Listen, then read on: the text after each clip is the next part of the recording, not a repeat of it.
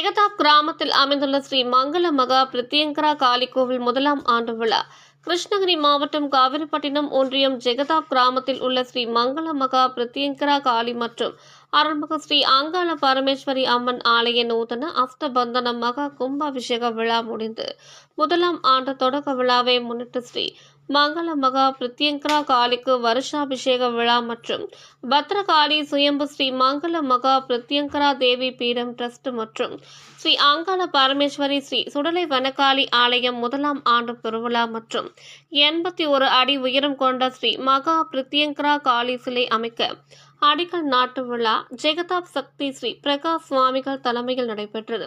இதைத் தொடர்ந்து ஸ்ரீ மங்கள மகா பிரத்யங்கரா காளிக்கு 108 கிலோ காய்ந்த மிளகாய் நிகும்பாலா யாகம் நடைபெற்றது.